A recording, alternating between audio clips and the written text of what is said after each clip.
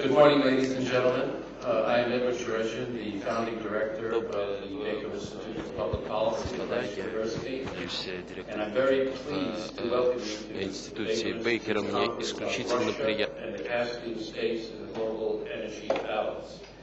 This is the fourth energy conference that the Baker Institute has organized in Moscow, in partnership with the Carnegie Moscow Center. It is no surprise that we return to Moscow on a regular basis. It is not only because of our excellent long-standing research ties with the Carnegie Endowment.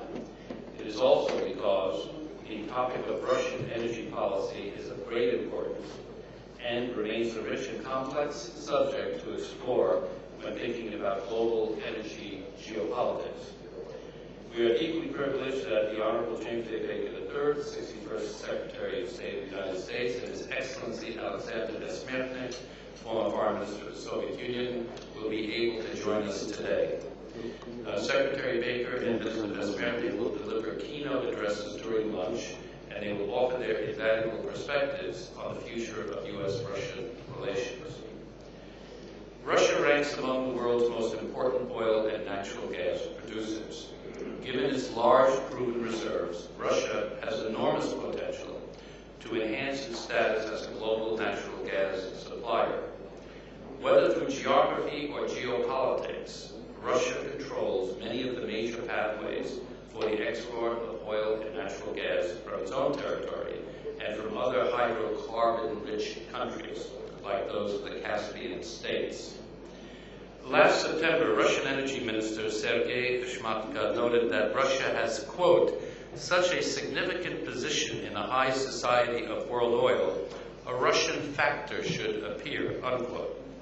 This conference aims to discuss what this Russian factor is, or should be.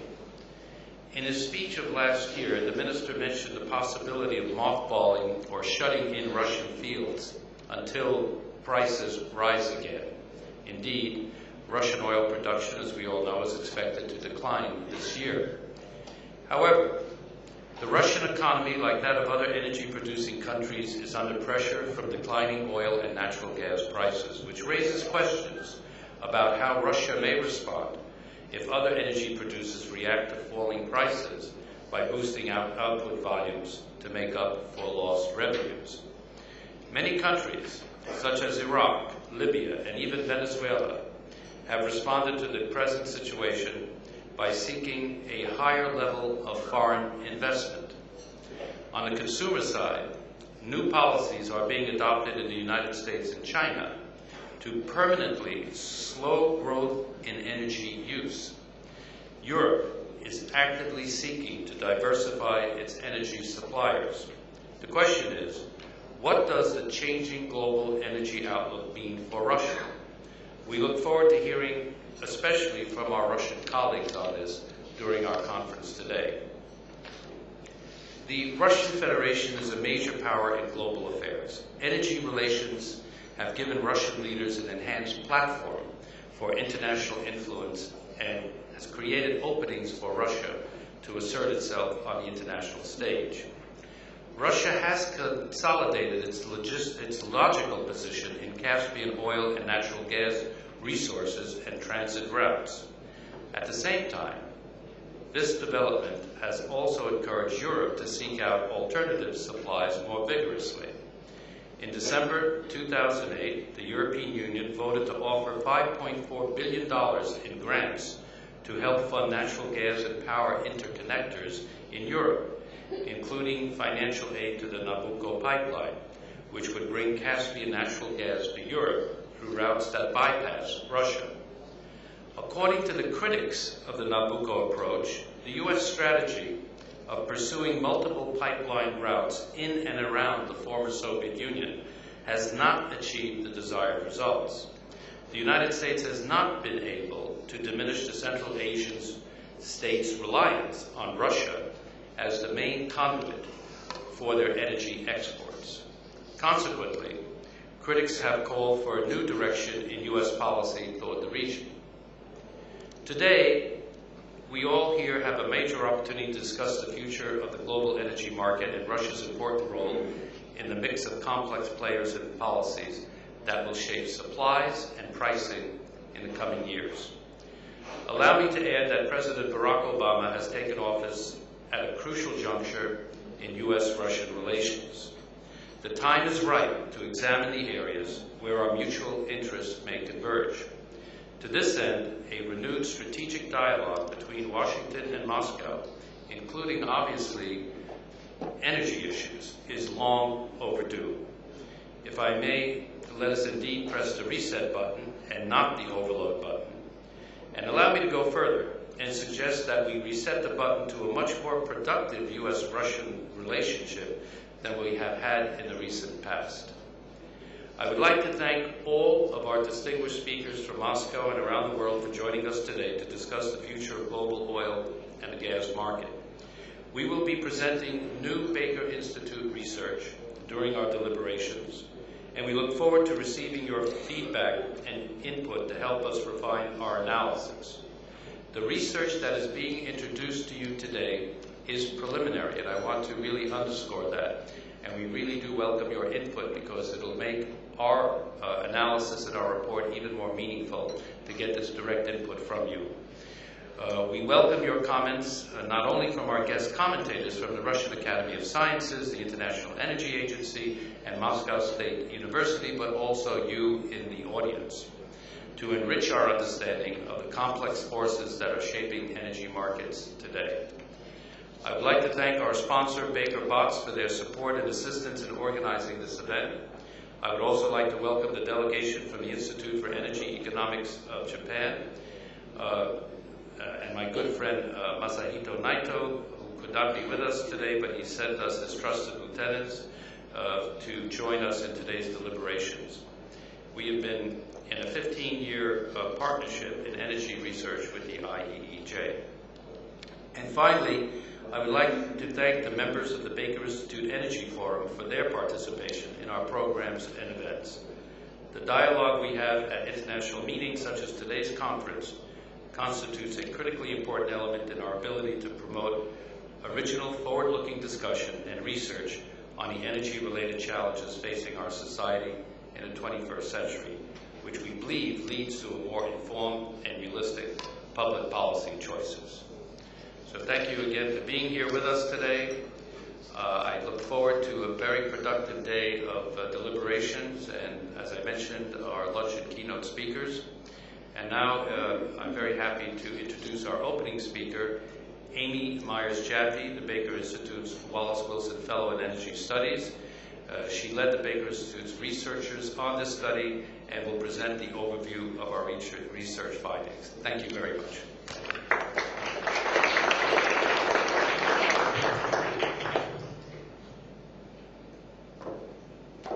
Well, thank you, Ambassador Ishin, and honored guests. It's a pleasure to be here and to have this joint conference with the Carnegie Moscow Center, and thank again to Baker Botts for all their assistance in putting together this program, and for our many speakers, both from here in Moscow and those who came from greatly afar. I'm going to talk to you a little bit this morning about our recent study that we're in the process of finishing. I'm going to talk not only about where Russia fits into the picture, but also give sort of an overview of our view of what's happened. How do we go from 147 and then down to 37, and putting the geopolitics that's going to drive the future in that context. And to begin my remarks, I want to sort of use the lexicon of the current world, which is resource nationalism, or if you're an OPEC, fair price, versus the lexicon of the consuming countries, which is energy independence, and discuss the fact that in recent years, certainly in the last decade, we've had this very competitive manner in which we think about the energy market. We have consuming nations who are seeking this lower price and this energy independence or energy security, and we have producing nations who are asserting the value of their resource for the benefit of their populations, and people are discussing it as if it's a zero sum, And there'll be a winner and a loser. And what I'm going to talk to you today about the fact that it isn't really actually a zero sum. And if we all look at what's happening in today's world, it's just losers, right? And it's just losers because we have failed to recognize that we have a cyclical industry, a natural business cycle, and a boom and bust resource process for investment. And we don't act in concert to do what is in the best interest of both citizens of oil-holding, resource-holding countries, and what is in the best interest of the global economy. And so I'm going to try to put my remarks in that context. So the first thing I like to point out to people, because when prices were going up, perhaps here in Moscow and in other places, certainly in Houston where I'm from, people explain that what happened in the 1970s would never happen again because we've run out of oil, it's peaked, we only have very expensive resources left, and we'll never have a recession again because the world economy is not energy intensive anymore. And so I like to present this chart, which shows you how far back the coincidence of high oil prices and financial crises go, to remind you that this has been happening for over 100 years, and to remind you that we are not out of that cycle. Because to me, this is the most important thing for analyzing the future market, is to understand that what just happened over the last 3 years is going to happen again if we manage it in a competitive fashion. This is going to happen over and over again because we're going to not make investments. So I'm going to show you a very good schematic developed by my good associate, economist Dr. Mahmoud Al-Gamal, who used to be with the International Monetary Fund and is now an econometrician at Rice University, so that you can understand that we have this cyclical process of petrodollar recycling that happens, and we start with this boom in the economic market, right? We're having world growth, which then drives the oil price up, which then creates a petrodollar flow to oil-producing countries, driving down interest rates, bringing more growth. And then we have this process where these oil revenues can't necessarily be absorbed by the oil economies, and so we have asset bubbles. So maybe now it looks like the asset bubble, it was just the Americans buying too much real estate that they couldn't afford. But if you think of it in a different way, which is just you have a lot of financial assets that have to be parked somewhere, and everybody is parking their assets in the same place. So if everybody in this room says to themselves, I'm not secure about my bank holdings, where could I put my money? And everybody in the room bought treasury bills or gold or oil stocks or whatever it is everybody in this room has bought. If we all buy the same thing, and everybody who has oil money has to buy the same thing, you eventually get to what we call Ponzi finance. In other words, it's going up, so I believe it's going to go up. So since it is going up, I buy more because I'm making more money. And then we have, what do we have? A real estate bubble in Dubai, a real estate bubble in the United States, a real estate bubble here in Moscow. Everybody's wearing Gucci, and then it's gone. Why is it gone? Because we get to too many bad loans, we have a crisis, we have a recession that brings down the oil price, that drops the petrodollar flow. We eventually, at least in the 70s, we had interest rates go up, though we haven't seen that this time, and we see a recession. The recession stifles oil demand, right? People stop investing in drilling. We suddenly don't have enough supplies. The world gets out of recession, and we go back to the top of the chart. And we've done this in my lifetime, and I'm not going to tell you how many times, because then you'll know how old I am. But in this room, I don't see so many young faces. Many of us have been through this cycle at least 3 times. So why we think we're going to get out of the cycle, and each time we're in the cycle, we believe it's the end of the cycle. This nonsense of the end of the cycle, you know, in 1881, the U.S. Secretary of Interior at the time said that the United States had 5 years left of oil. Will be dependent on the Middle East in the 1800s. So we need to understand the cycle. Now, the other part of the cycle that I think is not well understood. So you're an oil producer. I use in my example Saudi Arabia, but could be any oil producer. And you're thinking that even though you understand the cycle, you want to grab $200 a barrel for the 3 years you can or the 5 years you can, because this will get your populations ahead. Right? You're going to collect up the money, you're going to put it in a sovereign wealth fund, you're going to get ahead. And the experience since the 1970s does not show that. And the zero sum that somehow the Western economy will get ruined forever has also not been the case. Because as you can see from this chart, over that period of time, the United States per capita income has gone up, even with the oil crisis, even with the recessions, even with the financial and banking crisis. We had a dollar crisis in 1972 that's worse than the current dollar crisis. People forget. We've had banking crises in the 1970s. We had to go off the gold standard. We had a major currency and banking crisis in 1972 that culminated in the 1973 oil crisis. So people forget.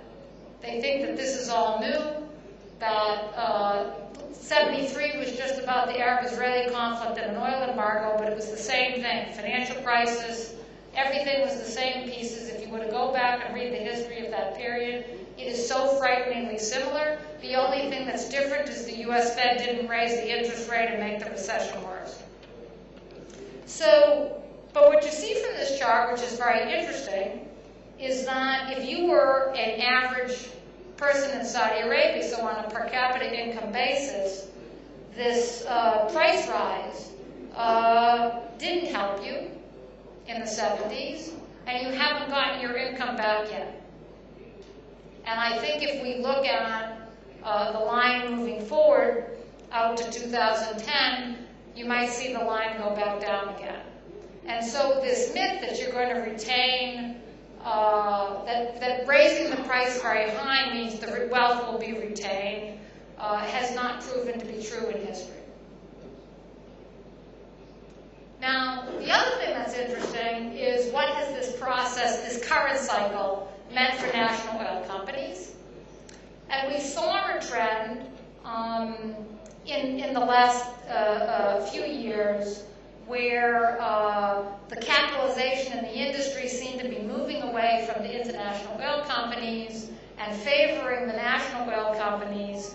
And the national oil companies were the ones who had the capital, and they were the ones who had the resource. And the future looked very dim for the international oil companies, and the future for the national oil companies looked very bright.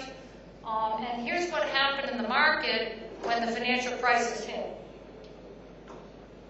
You can see that these share prices of the national oil companies lost twice as much as the shares of the international oil companies. And maybe not because they're so smart, maybe by accident that international oil companies weren't investing enough.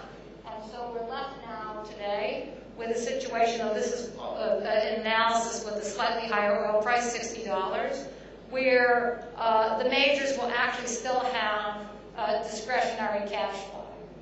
So we're in a market now where national oil companies are constrained for cash again, but the majors have a lot of cash. So the majors are going to be able to remain competitive. And in the United States, we already see the majors out shopping for the oil and natural gas that was found by smaller oil companies as the price was going up.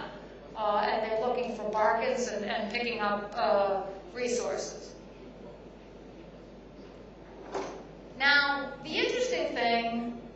this cycle is, when did we all decide as a group, because the oil industry, is a community, when did we all decide as a group that the oil price was going to be high forever?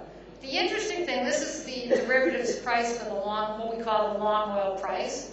The interesting thing about this chart is that you can see that up until about, I don't know, 04, 05, everybody believed the price would eventually go back down to $18, $20. And then we suddenly had this change of heart, where the 10-year price of oil went up. And if I could continue this chart now, past September, you would see that the price for the long oil price is starting to come down again. So it's very interesting to think about how people in the futures market or valuers are thinking about the future price.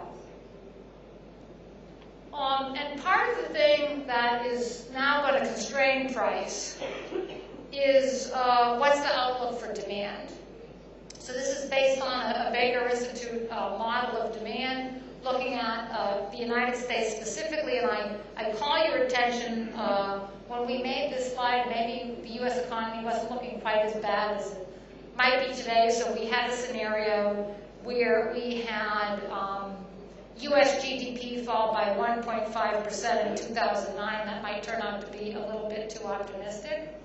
But what is important to me in looking at the recession is that you can see that going out into 2010, the demand slope is still down, right? And so this idea that demand is going to recover quickly under even, pretty positive scenarios for how much GDP growth is lost, we're looking at a sustained loss. And demand, I just use the United States as an example.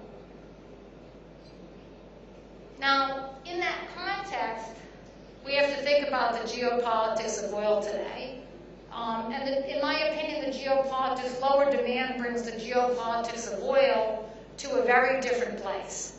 And that is because, whereas for the last 2 years, demand was so high that the countries of the Persian Gulf had no spare capacity, Saudi Arabia, and to a lesser extent its neighbors, have a tremendous cushion now of oil they're holding under the ground that they can put out in the market or not put out in the market. So again, in my opinion, the Gulf can pick the price now.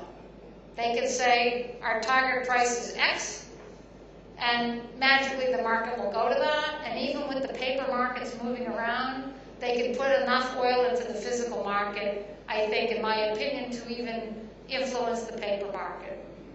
So what's the thinking? What are the concerns that are going to influence the decision of what the target price should be if you're a producer in the Gulf and you're analyzing the market today? Well, okay, people always talk about budget requirements, but we all must remember that, like here in Russia, the Gulf Arabs have a lot of foreign reserve.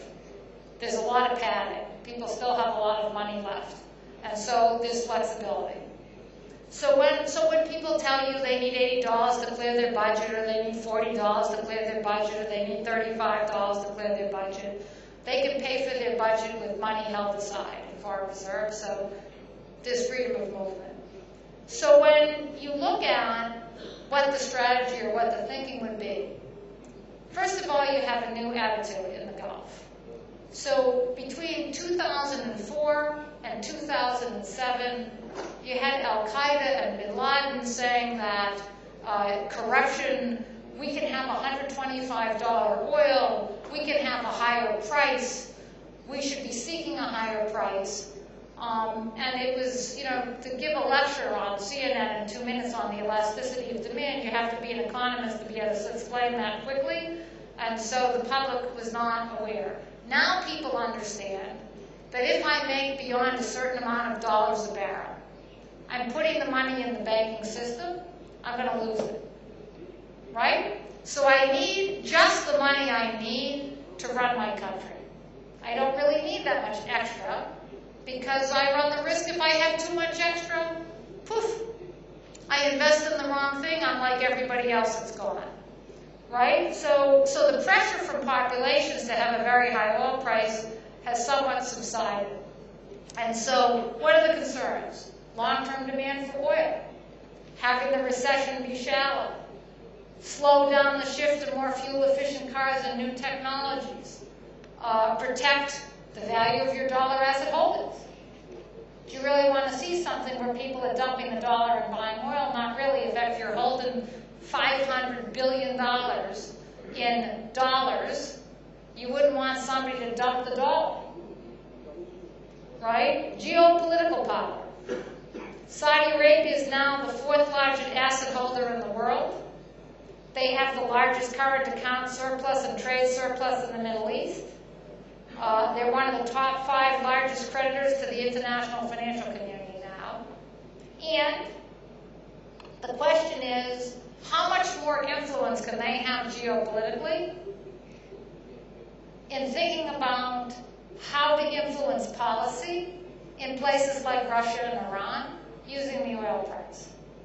And one has to only think back to the history, 1986, 1998, with Venezuela challenging the Saudis for supremacy in the oil market. We know how the story turned out with a change of government in Caracas with Hugo Chavez, who had a different philosophy. That this is a policy we could see come back to the fore, depending on the geopolitical circumstances we see in the global negotiations. There's still a wild card in the oil market. Rather than just say, listen, if you're sitting in a Riyadh or Kuwait City or Abu Dhabi today, you're going to want to dump the price of oil lower to protect your interests. We still have to worry about Iran's nuclear ambitions and the kind of geopolitics that might bring that would destabilize the oil market again. We have to worry about Israel's perception of its strategic interests. We have to look at United States diplomacy and whether it's successful. And we have to think about how will the Saudis use spare capacity.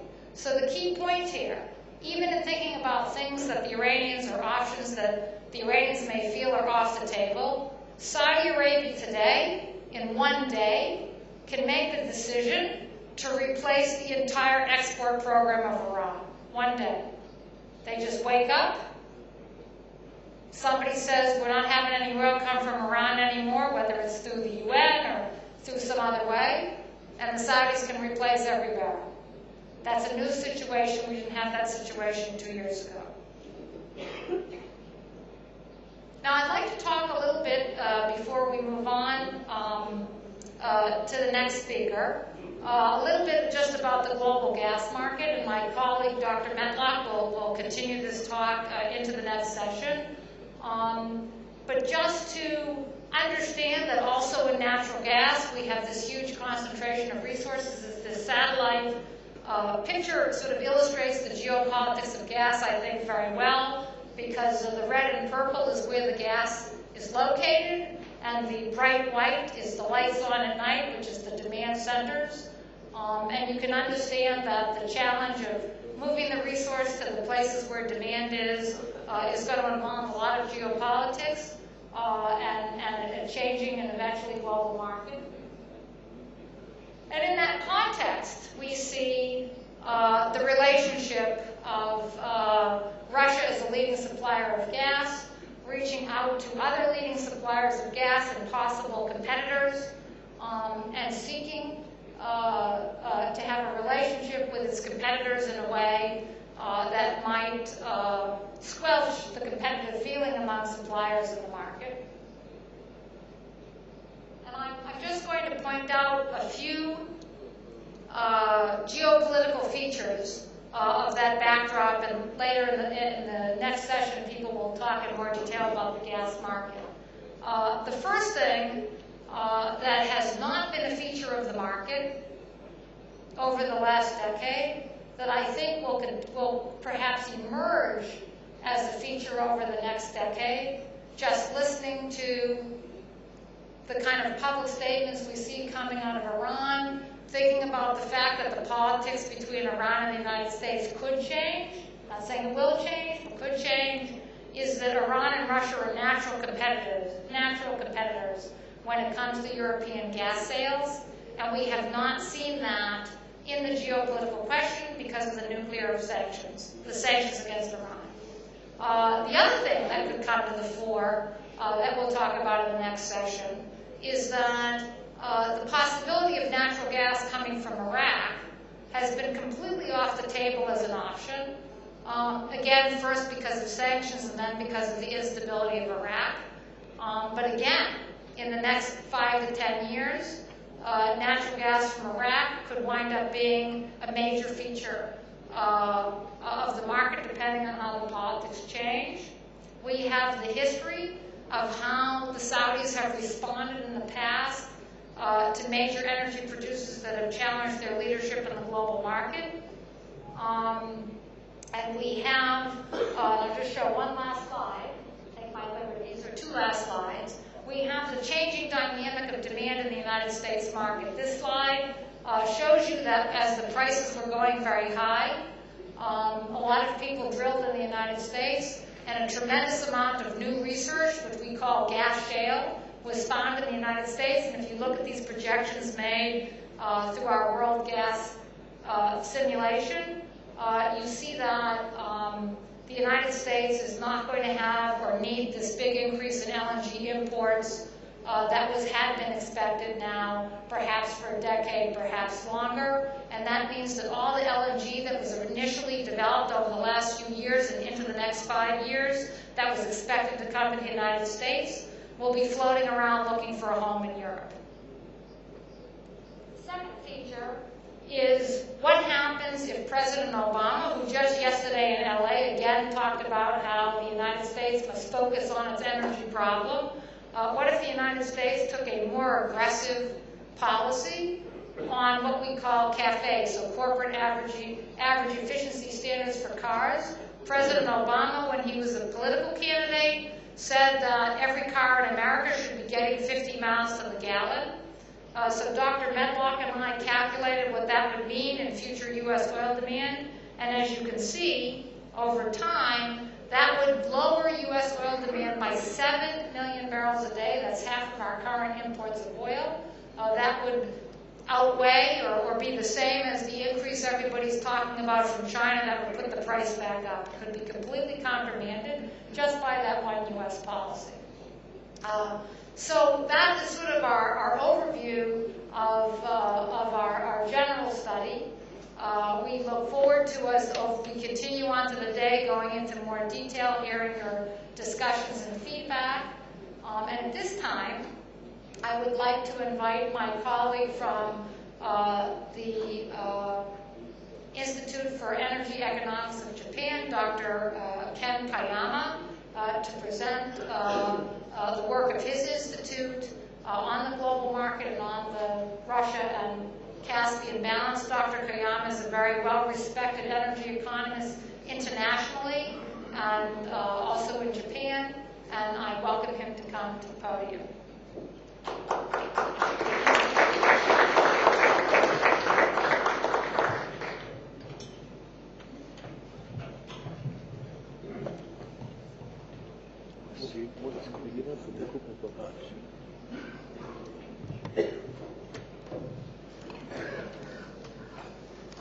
Thank you, Amy, for kind introduction.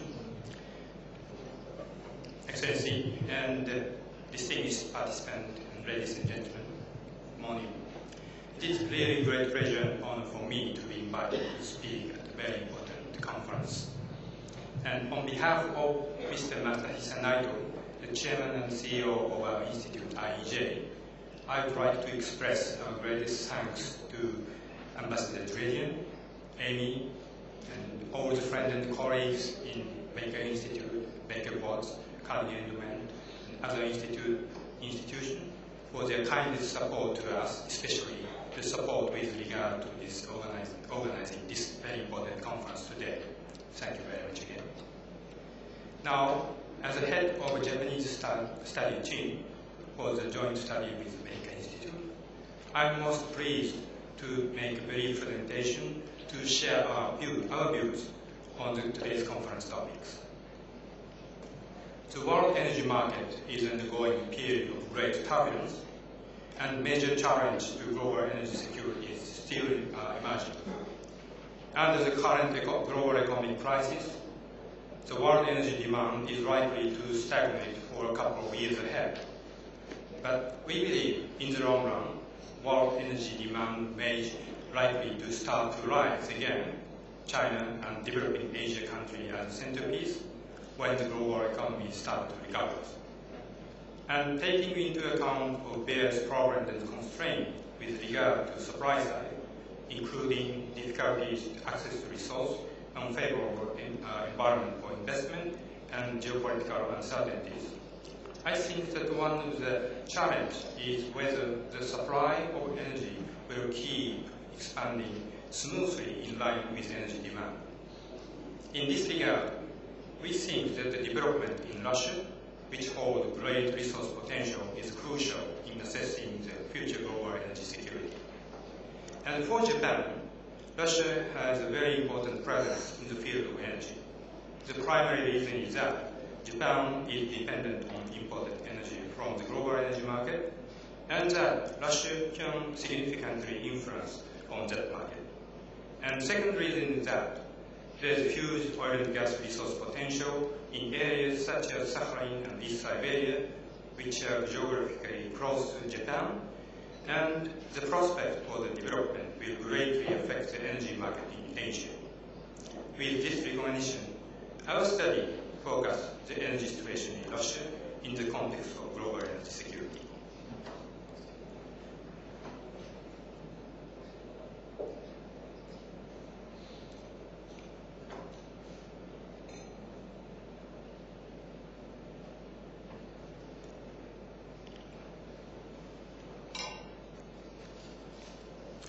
For the Russian economy, there is no doubt that the oil and gas sector are the greatest in strategic importance.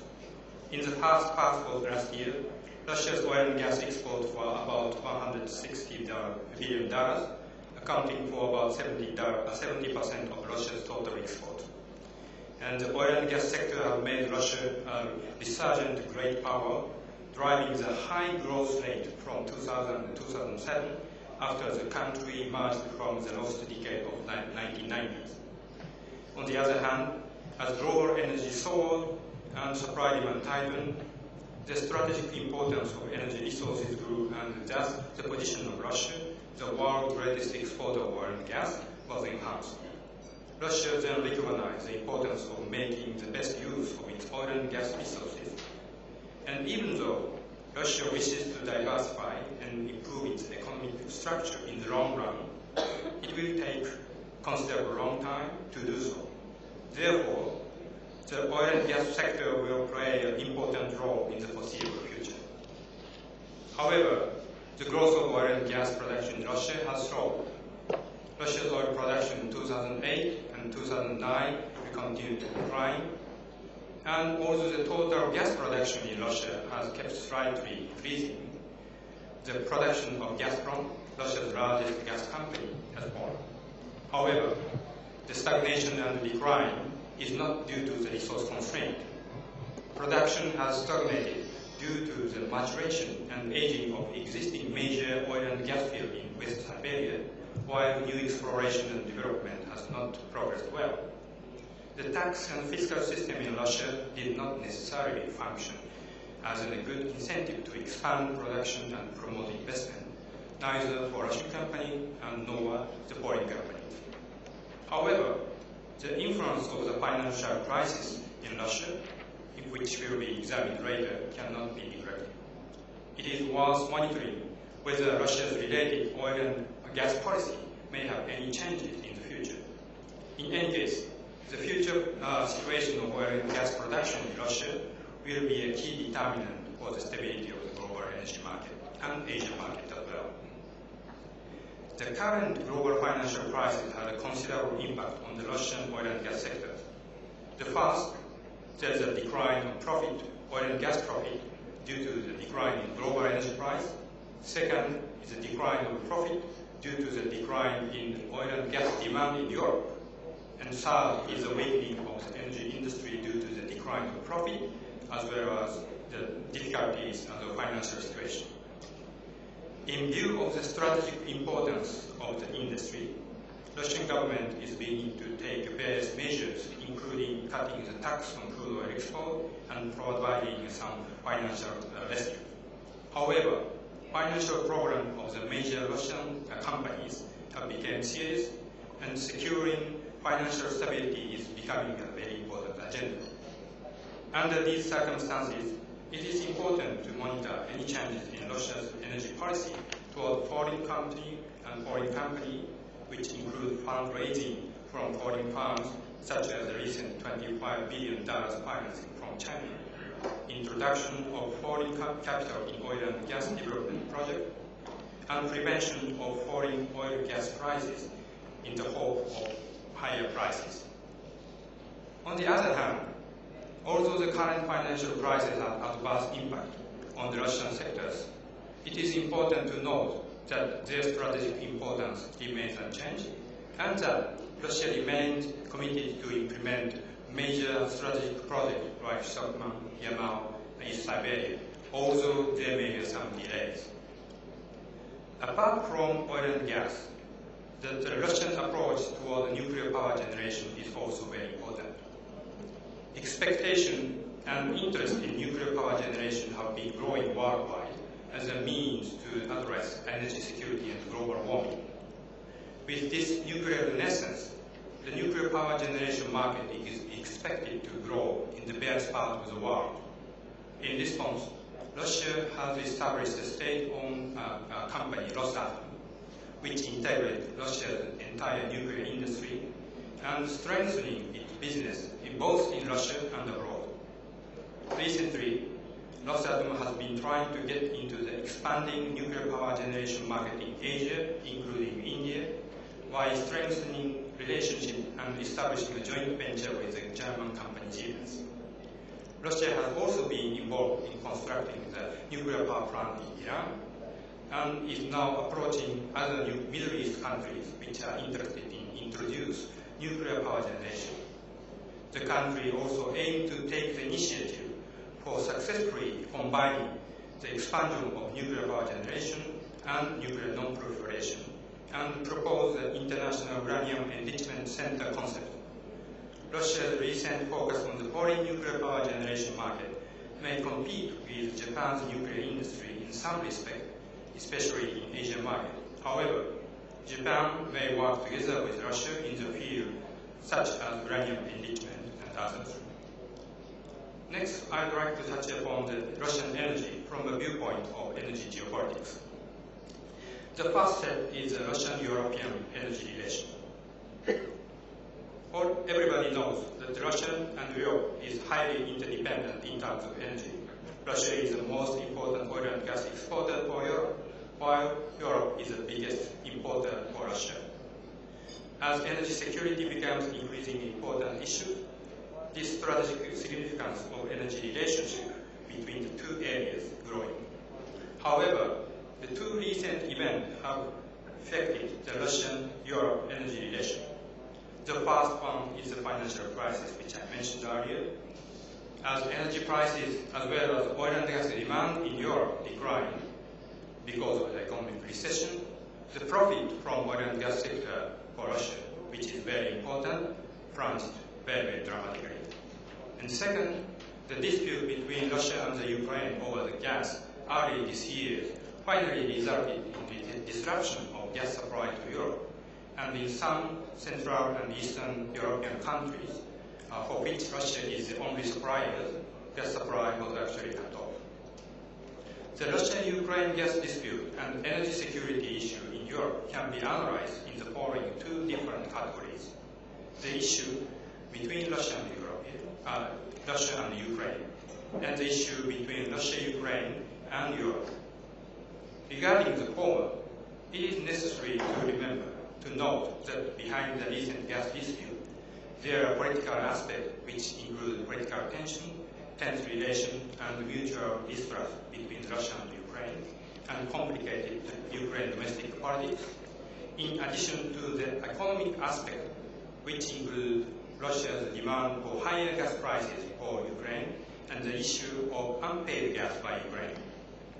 the disruption of gas supply to Ukraine and ultimately to Europe itself can be considered as Russia's expression of political decision, because the supply cutoff was decided while Russia seemed to recognize the decision will result in the economic loss and serious damage to their reputation as a reliable supplier.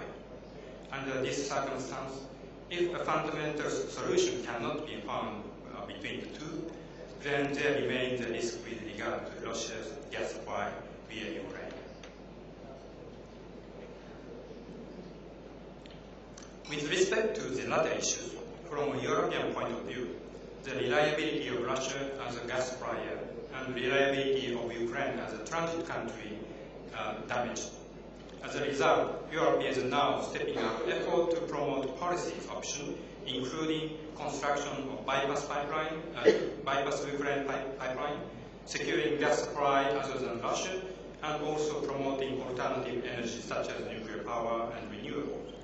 In addition, as a gas supply system, interest in LNG may increase in Europe. This is because procurement with increased flexibility is expected in the LNG market, where spot trading is increasing. Therefore, demand for LNG to help enhance supply security will be increased. By the way, the profound interdependence between Europe and Russia itself cannot be easily changed, and both sides understand this reality very much. However, the various strategic policy will be drawn up both in Europe for reinforcing energy supply security and in Russia for reinforcing energy demand security. The second is Central Asia. The strategic importance of the abundant oil and gas resource in Kazakhstan, Turkmenistan, and Azerbaijan has increased. The method, route, and transit country used to export this landlocked resource will have a critical importance in terms of politics, economic security, and energy politics for all the stakeholders. For Russia, where domestic oil and gas production is stagnant, it needed to meet supply commitment in Europe as well as to control the potential competition in the main market. To gain control, Russia is making effort to improve the resource in Central Asia by making sure that oil and gas from Central Asia are exported through Russian infrastructure where possible.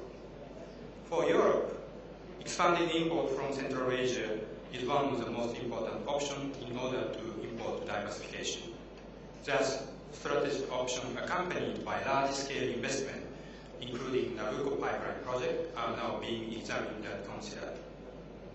And meanwhile, China is focusing as well the expanding import from Central Asia and taking actions such as constructing pipelines in order to diversify import sources and to gain a better position to negotiate with other producers.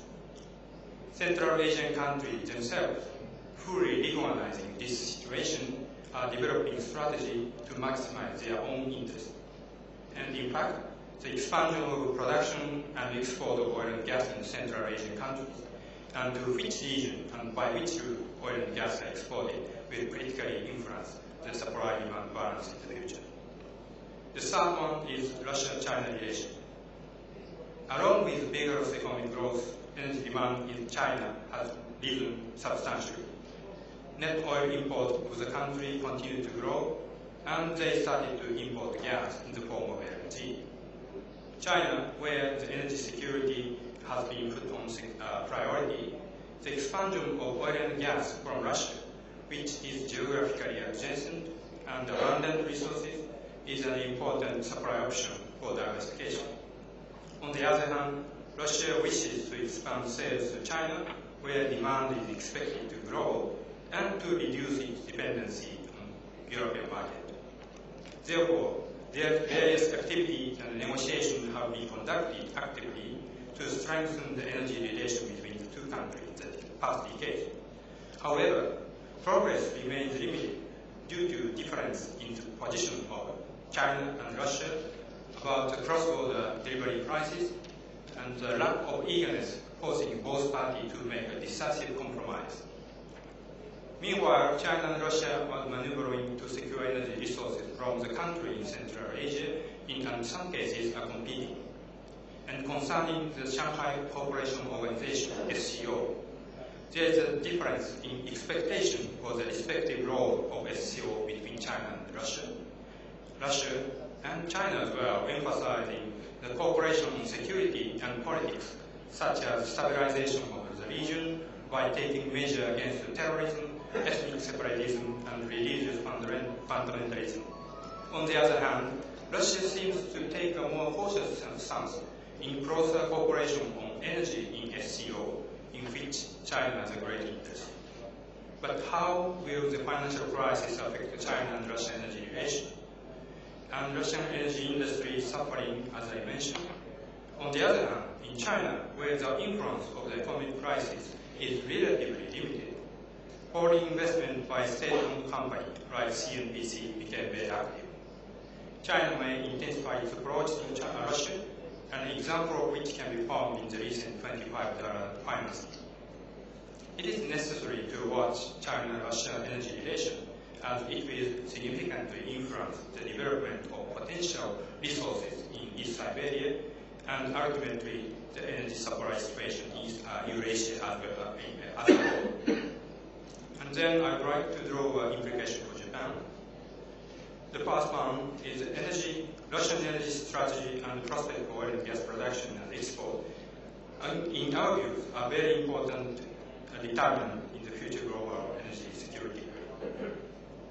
And although there are lots of uncertainty about these issues, we need to improve our ability to analyze the situation and consider and implement appropriate policy measures. And second, the power shift to oil-producing countries due to higher crude oil price is for the time being. In principle, Russia will remain focused on energy as an important tool. But based on the newly emerging economic situation and global economic outlook, it is important to pay attention to Russia's energy policy with regard to the relationship with foreign countries and foreign companies.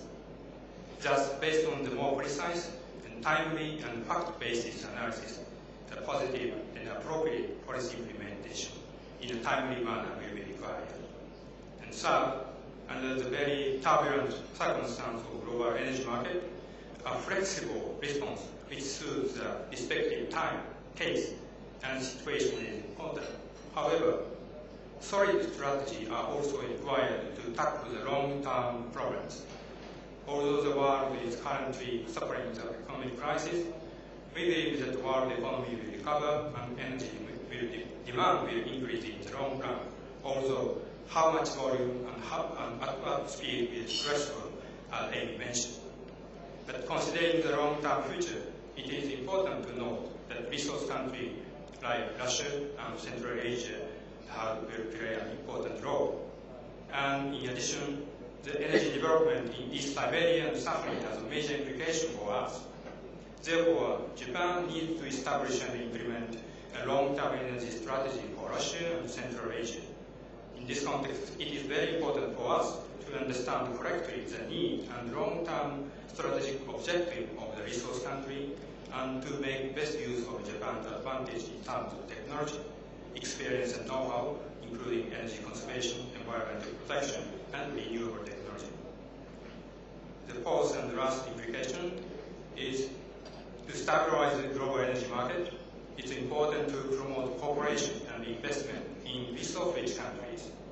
And in addition to that, energy-consuming countries as well need to enhance cooperation and investment to promote energy conservation, efficiency improvement, and diversification of supply to contribute to the stability of the energy market. It's also important to avoid exacerbating competition for securing supply source in a zero-sum game manner by promoting our dialogue. Especially for Japan, to stabilize the Asian energy market, it's very important to promote dialogue and cooperation with China. In conclusion, in the turbulent global energy market, it has become extremely important for Japan and for the world to enhance energy security. Regarding energy security, Russia and Central Asia will play an increasingly important role. Japan is required to set up and implement long-term energy strategy based on the reality of financial crisis, international politics, and energy geopolitics, while promoting dialogue with the major energy consumer and producer countries like Russia, Central Asia, China, and of course the United States. Thank you very much.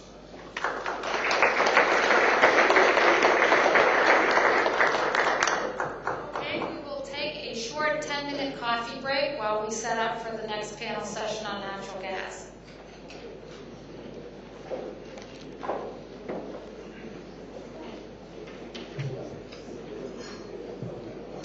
I'm a fellow in energy studies at the Baker Institute. Most of my work focuses on the natural gas market, the global natural gas market. Amy sort of showed you a few slides of some of the research that I've been involved in.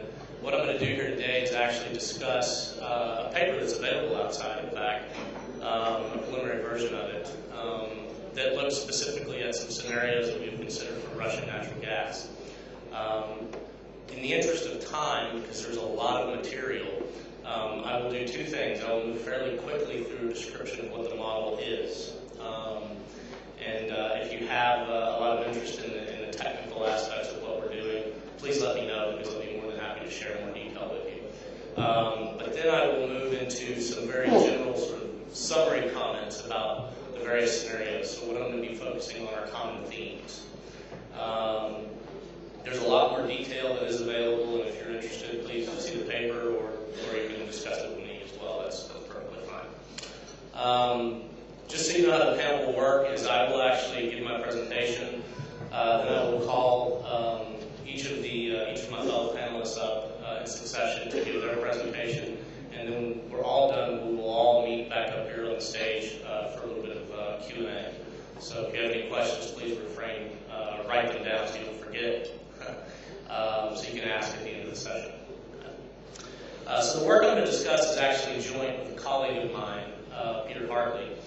We've been working on something called the Rise of World Gas Trade Model and using it quite extensively to look at various sorts of things that could influence the development of the global gas market. Historically, gas markets have not been global. They've been characterized really as regionally disconnected markets. We really had three distinct regions where natural gas was traded. One was the European-Russian sort of relationship that we all know so well. The other was the trade that was occurring in the Pacific Basin, which is primarily its LNG, and the other was the North American market. These three markets largely evolved independently of one another, but that has been changing pretty rapidly over the past few years with the emergence of LNG, and by most accounts will continue to change. In fact, some of the work that we've done indicate that a spot market, a true spot market of LNG is likely to emerge sometime in the next few years. So Amy showed you this slide, and I'd just like to revisit it because I think it's a very important slide to sort of wrap your head around what we actually do. What we have is a composite of satellite photographs on clear nights around the world. The little white dots where the lights are on, those are the demand sinks. You can see the eastern half of the United States, all of Europe, all of Japan, South Korea. You have the pointer here, right? Well, it's okay. The thing that's sort of interesting to look at this when you see where the lights are on is hopefully you all know where South Korea is. You realize it's not an island, but if you look at this photograph, this composite of satellite photographs, it certainly looks as if it is. And to me, that really highlights the importance of geopolitics in delivering energy services. The other thing that's highlighted on this picture is areas of color that range from a dark blue to a purple to a bright red. The brighter the red, the more intensely endowed the region is with resource. This is not just an indicator of reserves, but it's also an indicator of what is thought to be potentially recoverable from each of these regions. And so one of the things you notice are the biggest, brightest red spots on the map are nowhere near where the lights are on. So we have to think about, well, how do we connect those regions up? Certainly gains from trade benefit both producers and consumers, so there is an impetus to actually do this. However, politics can sometimes muddy the picture. So what is the Rice World Gas Trade Model? It's basically a platform in which we try to capture the picture we just looked at. It is a dynamic spatial general equilibrium model, and we use it in a very unique way. I hate to say what we're doing is forecasting, but ultimately that's how what we do is interpreted. Really what we do is we try to run the model typically in a setting in which everything, all the outcomes are driven only by commercial considerations. We all know that's not how the world actually works, but that's okay. What it allows us to do is then layer in various constraints, be they political, social, whatever, to actually understand what the costs or ramifications of those constraints are with regard to the development of a gas market. So in a way, it gives us a means of quantifying the externalities associated with political and other sorts of forces. It is a highly detailed model. Again, I'm skimming through these slides very quickly. It's a highly detailed model over 290 demand regions, over 120 supply regions. We focus, when we talk about supply, not on reserves, but on total resources. Reserves, in fact, are not a very good indicator of the resource potential or the long-term production potential of any given region. An example I like to give is in the United States.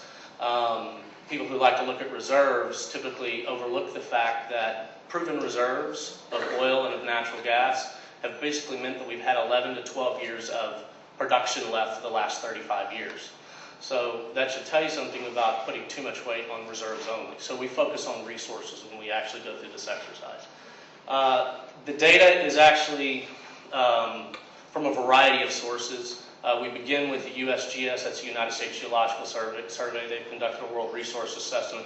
Basically what they did is they collected well log data because they had cooperation agreements with various countries around the world, and were able to basically come up with assessments of what they thought would be in place.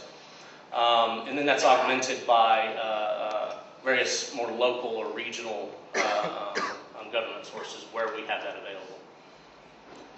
Russia is, when you look at the world in terms of reserves, very important. And this is equally important when you look at the world in terms of total resource. So what should reserve growth look like? So this is natural growth in existing fields. And what sorts of new fields might be discovered through the processes of exploration and development. Russia is equally as important. So we're talking about a massive amount of resource that's located within one country. You saw in the satellite photograph the biggest, brightest red spot on the map was actually Western Siberia, extended up through the Yamal Peninsula. I just want to focus on the last bullet here. There's a lot more information on the World Gas Trade Model. It's actually in a book that was published a few years ago. The preliminary, it's an earlier version of the model, but it's still a very good overview of what we actually do. It was in a book called Natural Gas and Geopolitics. You're welcome to check that out. So results. Briefly what we did is we ran a reference case. And again, the reference case is only commercial considerations drive the outcome.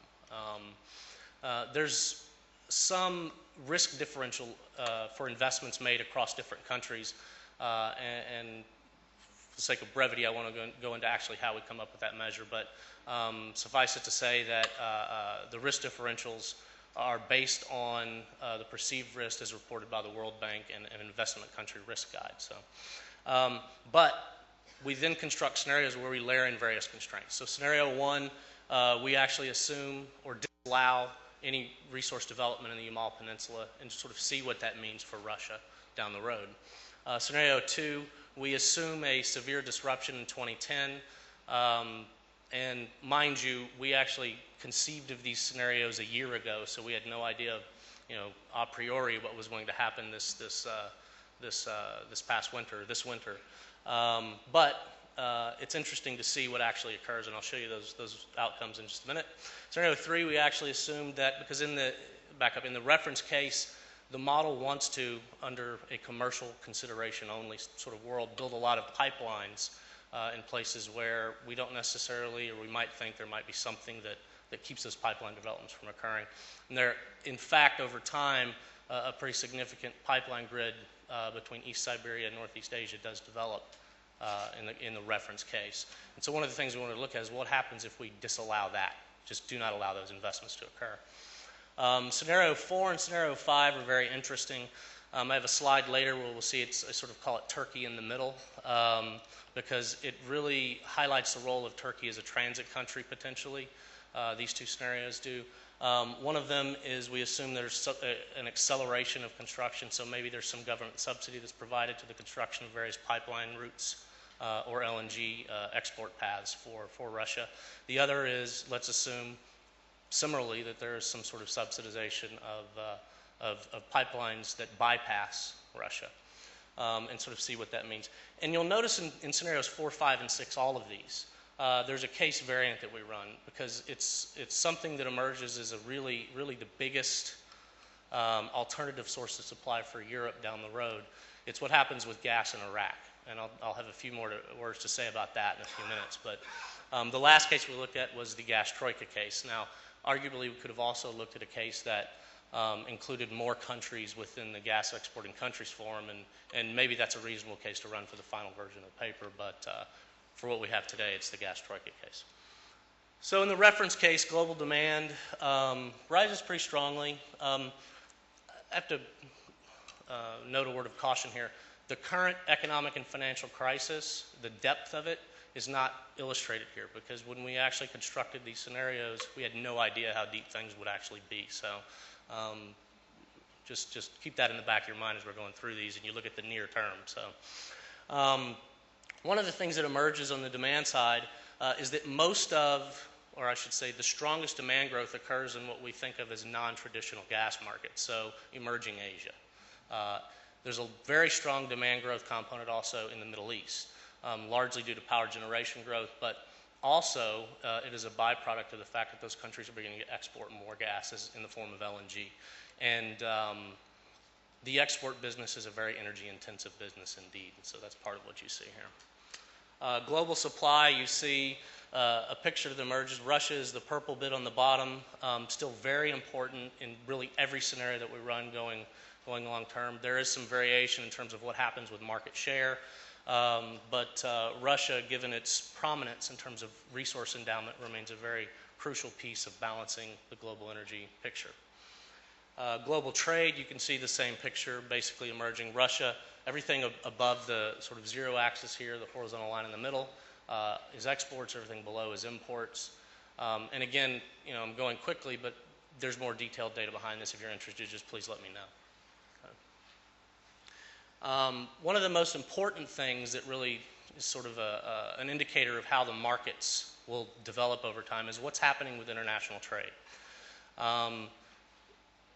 What happens in the model, in the reference case, in pretty much all cases, of course, the date varies, as LNG grows in prominence.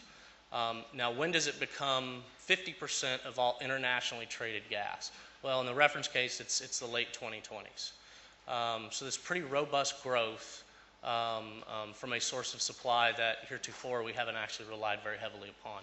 What this means is that a global spot market actually begins to develop fairly quickly because it gives you a lot of flexibility, destination flexibility in particular, especially on a seasonal basis, if you want to think about it this way.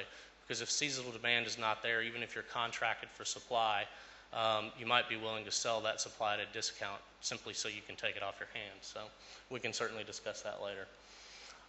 What happens in the reference case with regard to Russian exports? Most of the growth in the model is to the east. There is some minimal growth to the west, but the emerging market, as we sort of saw in the demand picture that I showed a minute ago, really is in China. And a lot of what we see in the reference case with regard to Russian exports is development in that direction to capture some of that emerging market. So a summary of all the scenarios, I'll just give you this briefly before we run through each one just individually, just a couple of slides on each one. You can see there's a pretty wide range in terms of what happens with regard to Russian supply across the cases. The case that is sort of the most bleak, if you will, in terms of production growth is the case in which Yamal Peninsula developments are delayed indefinitely, as you might imagine. The case that is the strongest is the case in which Russian developments are accelerated. That's the very top dotted line there. And that's, I think, pretty much intuitive.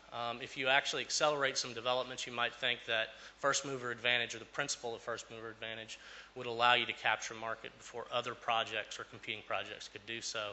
And once that happens, once you have a foothold on a market, it's actually very easy to maintain that foothold given the capital intensity of the gas business. So, market share in Europe.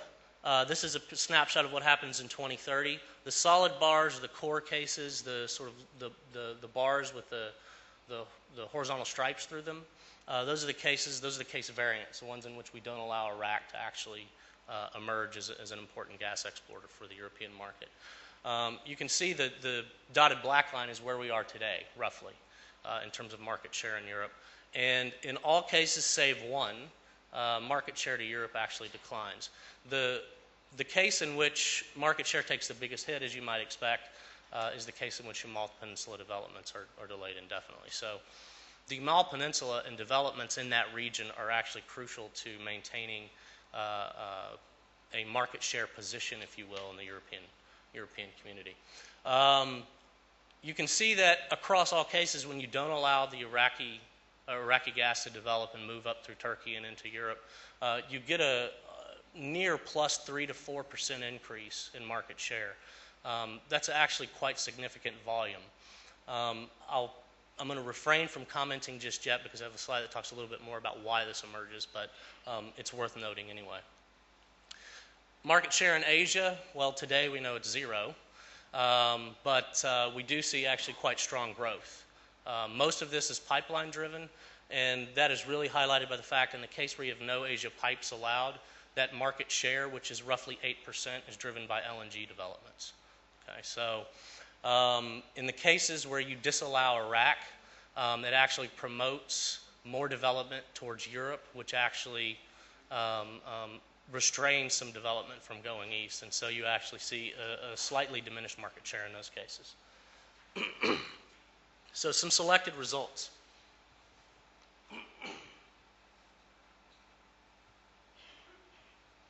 Excuse me. Again, for the sake of brevity, I'm going to focus primarily on Russian exports here, but again, there's a lot more detail behind all of this. Scenario 1, you can see here, this is a delta to the reference case. So this is the change in scenario 1 when we actually run scenario 1 relative to the reference case. You can see that Yamal Peninsula, when those developments are not allowed, you actually see a big decline in gas exports from Western Russia. Now, that is offset to some extent by the red bit, which is going above the 0 line, and those are imports from Caspian states. Okay, so what actually happens in the model when you disallow those investments to be made is the Russians actually purchase more gas from the Caspian in order to utilize existing infrastructure into Europe. Scenario 2, this is actually a quite interesting one, I think. We have the severe disruption. This is roughly a 4-month disruption in supply, so it is very severe. You see a big drop in exports to the west. You also see a dip in the amount of Caspian gas that can get to the west, and that is largely driven by the fact that it's held captive by what happens with Russian infrastructure. So, but the thing that's interesting to note about this is there's an anticipatory element to it. So in anticipation of something occurring, you begin to see a response in the initial couple of years. And then after the event occurs, it sets in motion a whole wave of responses, investments, et cetera, that actually reduce Russian market share slightly in Europe for at least a decade. So it's indicative of what can happen when the reliability as a supplier is called into question by a major consumer. Scenario 3, this is the case in which we have no Asia pipes. Russian exports really don't change that much on net. It's really just a shifting of balance, right, in terms of where supply goes and where it's sourced from. Scenarios 4 and 5, like I said, this is Turkey in the middle. This is actually a map from BOTAS, the pipeline company in Turkey. And I actually had some discussions with them at a conference in Istanbul last summer because I presented a paper there that focused specifically on Turkey's role as a transit country. And I'll lead into some remarks by saying they're very, very keen on seeing pretty rapid development of Iraqi gas once that can occur, because they really do believe that given the location of those deposits, they could serve a very important role as a transit country. And as we all know, transit countries can extract some rents from the process. So it is viewed as a potentially valuable source of gas. And geography makes it, of course, a very likely country to develop as a transit country, an alternative to for Europe to Russian supply. So the case in which Russia accelerates, we actually see an increase in exports. Some of this is in the form of LNG, some of it is in the form of pipe. Now, what you actually see here is an acceleration of all infrastructure projects. So it's not just to the west, it's also to the east. So that's why you see some increase in exports to China in particular. When Iraq is constrained, you see that the reduction in West Siberian, or Western flows, I should say, from Russia to Europe is almost completely recaptured. And so what this tells us is that Iraq really is a very important wild card in these scenarios as we go forward. And again, I'll say more about that in just a second. The bypass of Russian infrastructure, you actually see a pretty substantial dip in Russian-controlled exports to the West. This is largely through forced infrastructure build, if you will, through Nabucco or some sort of similar project. When you constrain Iraq, you actually see some recapture of market share once again. Scenario 6, the case in which you have the gas troika. You see a substantial reduction in exports, and most of that reduction occurs in the LNG, in the form of LNG. In fact, in this case, LNG does not emerge as a export route in Western Russia at all. Now, one of the things that's interesting about this, and I don't have a slide to actually show it, but the change in price in Europe is actually not that large. The biggest delta in this case, the biggest increase in price occurs at the German-Austrian border, so roughly Central Europe. But it's still not that great. And in fact, when you get farther west, sort of the end-of-pipe markets of Spain and France and Italy and the UK, you see virtually no change in price because there is a pretty readily available supply of alternative sources of gas, so in the form of LNG, quite frankly. When you constrain Iraq, again, you see that Russia recaptures almost all of its market share. So some concluded remarks. Some key points, and this is what I wanted to bring your attention to, because most of the time when people think about competition from the Middle East for Russian exports, it's put in the light of what happens in Iran. However, there is a great deal of geographic detail in the world gas trade model, and most of Iran's resources that would be available for export are actually in the southern part of the country, which makes them more suitable for either pipeline developments into South Asia, so Pakistan and India, or as LNG.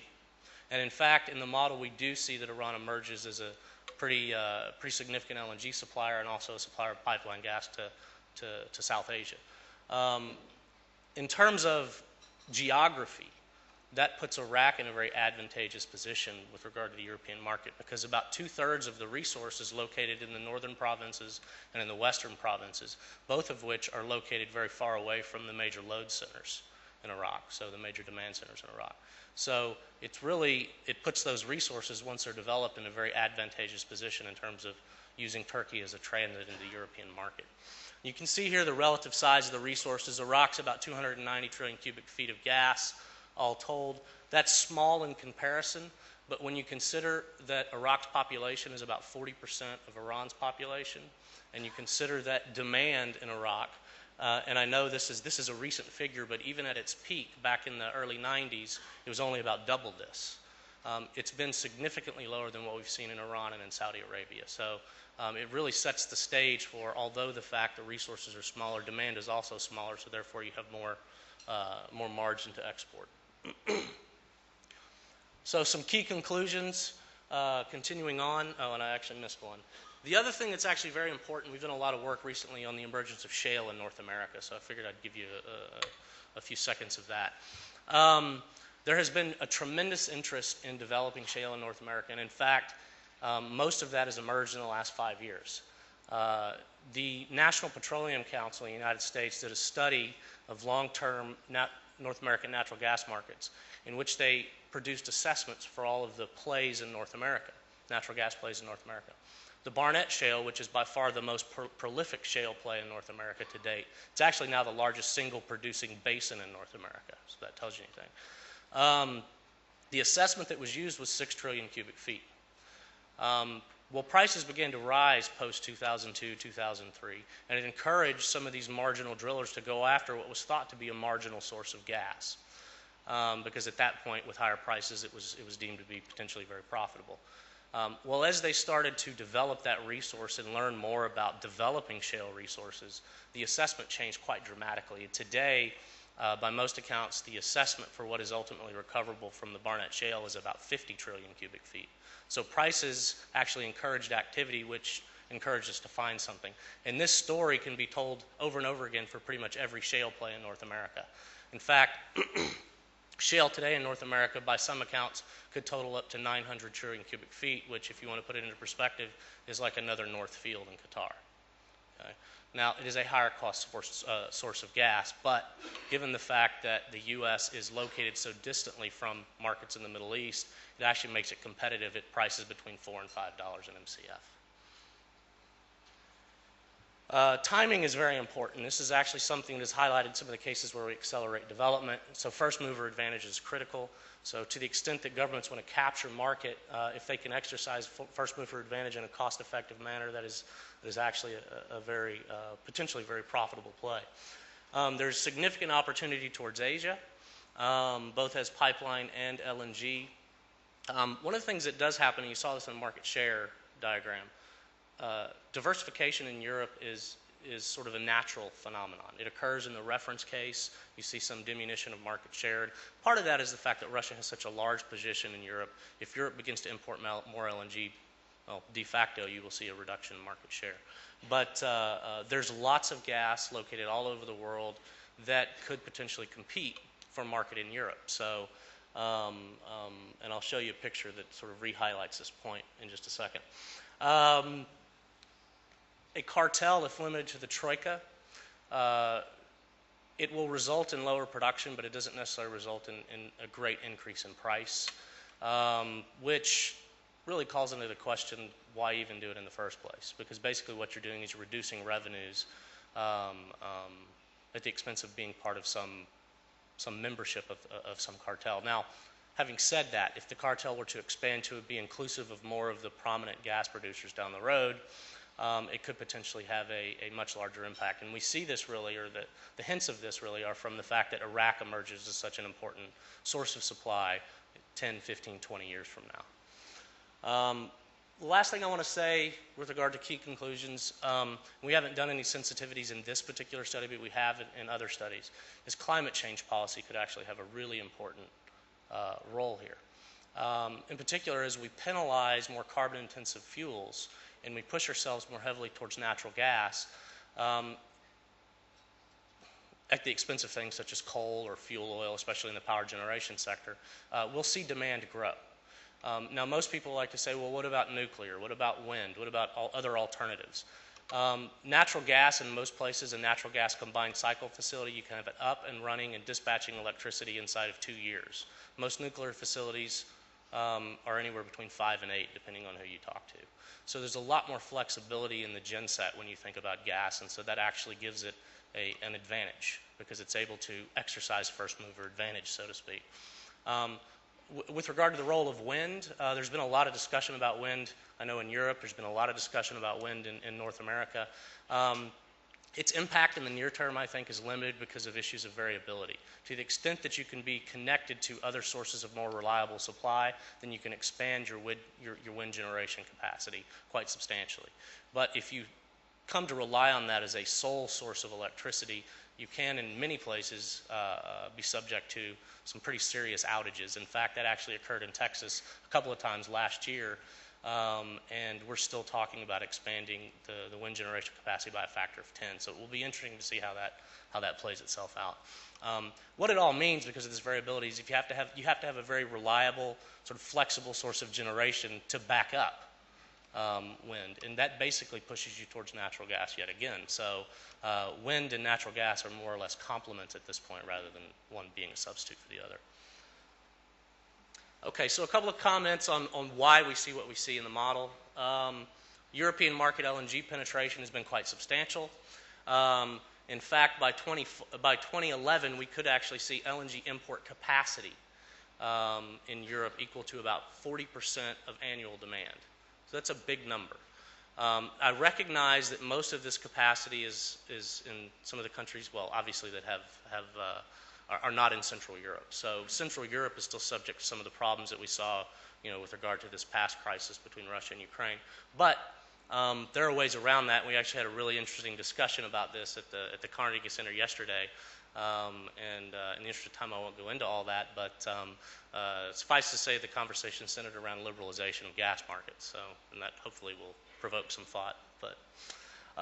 And this is a slight picture of what's going on with shale in North America. These are basically where all the shale plays are located. Most of the activity is occurring in the south central United States. That is actually, all those shales are very similar geologically. They're located under an ancient mountain range which is long since eroded, called the Wichita Mountains. It's where most of the activity in North America has been so far. There's also some interest in what might happen with the shales in Canada, in particular in British Columbia, the Horn River play, which is the one at the top there. In fact, it is the play that most people have cited as being the reason why a potential export facility at Kitimat on the west coast in BC has been proposed to export LNG into the Pacific Basin. This is the final slide I'm going to show before we move on to the next speaker. What I've done is highlight all of the potential competing sources of gas for Russia. If you think about the European market, there are quite a few right there in the sort of the center, if you will, sources of gas that could potentially compete for market share. And in fact, in the reference case, this is what ultimately leads to a decline in market share in Europe. In Asia, despite the fact that Russia's market share does increase, there is potential competition if you inhibit any sort of infrastructure or whatnot from occurring from the ASEAN countries and from Australia in particular. Australia in particular emerges as a really important supplier of LNG to the Pacific Basin down the road. And then in North America, this doesn't directly compete with Russian sources of gas, but by displacement it matters. Because if North America is not importing LNG, that puts those supplies back into the Atlantic Basin, and they have to find a home. Okay. And with that, I'll conclude, and let me introduce our next speaker.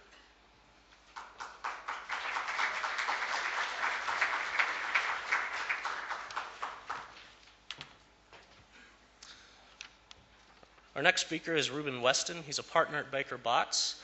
He concentrates on international and cross-border finance transactions.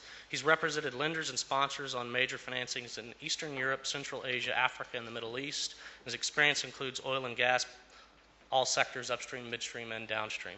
Please help me welcome Ruben.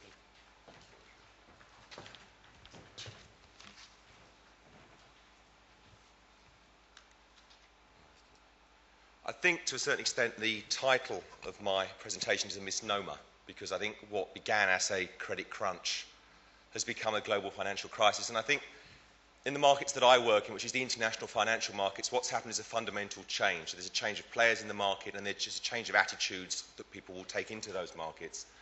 So what I want to do is look briefly at what I'm calling the old world, the pre-credit crunch world, then describe where I see things now, which is the new world, and then look at possible strategies for Russian oil and gas to survive in the new world. One thing I would say is I'm not qualified, and I wouldn't attempt to talk about Russia's internal credit crisis and the Russian government's response to that. It's a topic I'm not educated enough to talk to you about.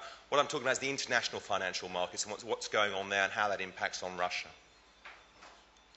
I think you probably see, I think people look back on the spring of 2007 as the peak of the old world. And what I'd say was fundamental to the old world was just an absolute surplus of liquidity in the banking markets. I saw transactions done that I worked on that really had no purpose other than the creation of a loan, and it seemed to be almost a recklessness about it. I mean, these are deals that I didn't work on, but the $22 billion was lent to Rosneft and a subsidiary in March 2007 to acquire assets in Yukos, and that money was advanced on an unsecured basis. And a month later, $250 million were lent to Lukoil, also on an unsecured basis. I mean, I think the most interesting thing here really is the margin for the Lukoil loan. The margin is 40 basis points. I mean, the profit margin for a bank lending money, it's absolutely infinitesimal. And that particular loan was actually twice oversubscribed. So in April 2007, Lucor could have five-year term, 40 basis points. They could have had twice $250 million. Such was the liquidity in the market, and such was the enthusiasm of banks to lend into the Russian oil and gas sector.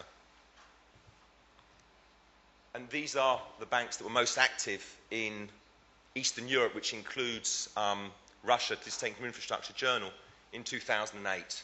And you'll see the large number of transactions, even though the last quarter was quiet. And BNP Paribas leads the way. The next slide showed the banks that were most active in the oil and gas sector in 2008. And again, reality, Paribas leads the way. I mean, I think Bank of China can be discounted as two very large deals. But again, there's an enormous number of deals here and a lot of liquidity in the market. And with this liquidity came certain assumptions. And the assumptions that I've listed on this slide are all things that I heard people tell me during the course of negotiations, during the course of discussions, during the course of lunch. And these were things that were widely held feelings within the market. And the first was that banks will only call a payment default. So banks may have lots of rights under the documentation, they may want to bring you to the table, they may want to talk to borrowers, but they're actually only going to enforce those rights and really be difficult if you stop paying them, if borrower stops paying. Another assumption was, this is an assumption that lenders perpetrated, that lenders will behave reasonably incorrectly. There's no need to be worried because, of course, we're going to behave reasonably incorrectly. A key borrower assumption was, well, if a lender gets difficult, we'll just refinance them. There's so much liquidity in the market, we'll just take them out, we'll find somebody else. Another thing you heard a lot of was documentation is standardised. There's no point in negotiating vast tracts of documents because everybody knows what they say and everybody knows how these things will be applied in practice. And the other one, the most controversial one, and I wouldn't say this was a widely held feeling, but certainly something that a very senior person at one of the banks that's been worst affected by the credit crunch told me, was that relationship banking is dead. There is no point in banks forming a relationship with their customers because there's so much liquidity that deals are endlessly just refinanced.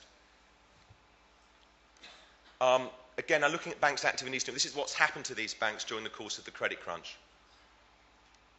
The banks that I've coloured red, these are banks that were either originally nationalised and have had more funds from the state as a result of the credit crunch, or banks that have become wholly or partly nationalised as a result of the credit crunch. And you can see there's a lot of red on that slide. And I think Royal Bank of Scotland and Citigroup, I would say at 5 and 11, probably the best examples of this. They've received enormous amounts of funds from the UK and US governments. Now, the next slide, you'll see in pink, these are banks that, whilst they've not been nationalised, they've received significant amounts of state aid. And there you see largely the French banks. So they've not been nationalised, but they have relied on a state handout. Yellow, these are banks, they haven't received funds directly from the state, but they've been severely impacted by what's now become a global financial crisis. Moving on now to the banks active in oil and gas, similar analysis. In red, banks that have become nationalised. Pink, banks that have relied on significant amounts of state aid and have become partly nationalised. No, sorry, these are not nationalised, these are just state aid.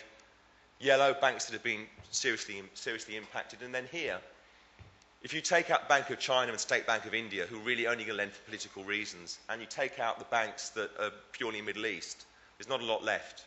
So I think really you've gone from a situation where there was enormous amounts of liquidity in the commercial bank market to a situation where banks are frightened, banks are scared, banks are not lending, and there's good reason for that, as is shown by this slide. And with that have come new assumptions. I hope this works.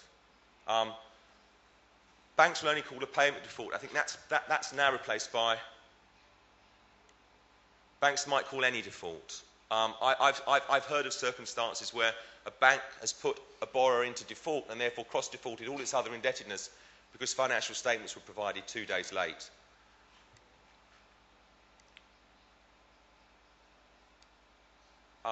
The other one was banks behave reasonably incorrectly. I think I would say desperate times call for desperate measures. And certainly currently in the market, I don't think all banks are behaving reasonably incorrectly.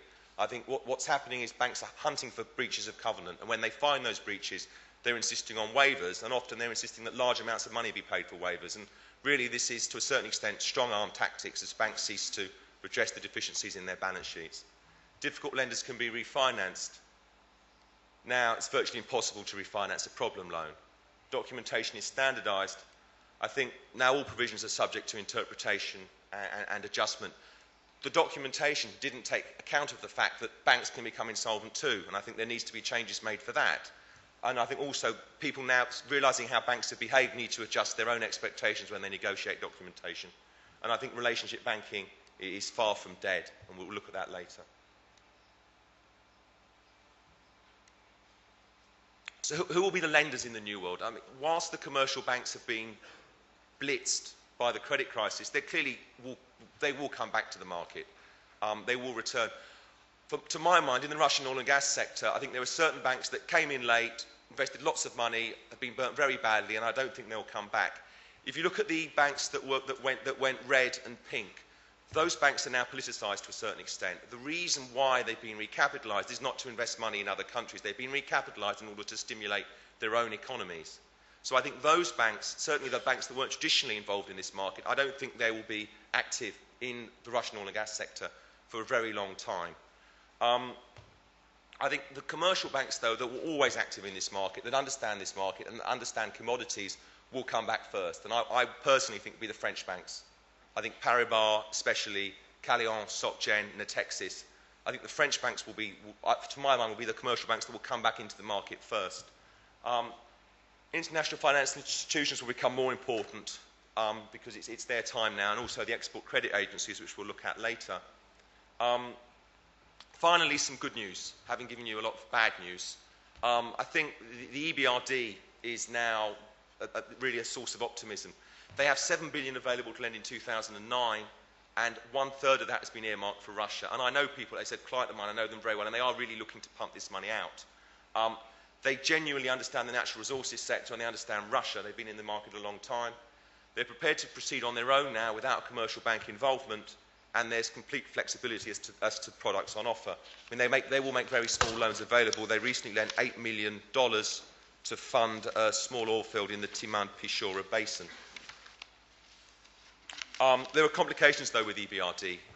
They don't lend money without vested interest. And the first thing they look to is transition impact. So they need to see the money they advance being used to drive these markets towards a market economy. Now, you might say the idea of a market economy is somewhat flawed now, but this still persists. So money's made available if it encourages the free market, if it encourages entrepreneurship, if it encourages better standards of corporate governance. The other one is additionality. EBRD is actually not supposed to make funds available if commercial bank funds are also available at the same term and in the same market. That's gone away now. I think any EBRD funds are additional now. But transition impact remains an issue, and I know it can be an unattractive issue for potential borrowers. Other financial institutions, you've got the European Investment Bank. I think the thing to remember with the European Investment Bank, it's a very political institution. It's the European Union's financial arm. It's no coincidence that the biggest project linked to Russia, which the EIB has been linked to, is Nabucco. And certainly any attempt to fund Nabucco would be led by the EIB. I think they will invest money in Russia. In the short term, I don't think they'll be very active. I think there are things closer to home that they'll be focused on at the moment. The IFC, big commitment to Russia, long-standing commitment to Russia. I think they'll be investing money in Russia. They'll maybe not as much as EBRD because they have a broader remit. I know there are other countries that they possibly feel are more in need at the moment. The export credit agencies. Every major economy has an export credit agency. I think there are over 50 in total. I just listed some on this slide.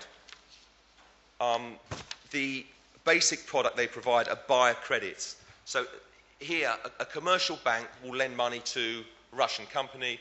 A Russian company will use that money to purchase goods from the company linked to the export credit agency. So for England, dealing with ECGD, then you need to import from a UK importer, and the export credit agency will guarantee the loan. So there are limits there. You need to involve a commercial bank. The other limitation is you need to link the credit to the relevant country. And most export credit agencies have a 20% rule. So 80% of the contract could be from another country, but at least 20% of the value of the contract must accrue back to the home country. And I think the export credit agencies will be more active in the current environment. There are limits to the export credit agencies, though. They all signed up to these OECD rules, which are basically designed to ensure a level playing field, so that, for example, the Germans can't go out and put in place very beneficial terms that would give their exporters an unfair advantage. So they all sign up to these rules, and that means that certain provisions must apply, which limits the flexibility of the products they can offer and limits the terms on which they can offer those products. And the other thing to remember with the export credit agencies is they are, again, instruments of government policy.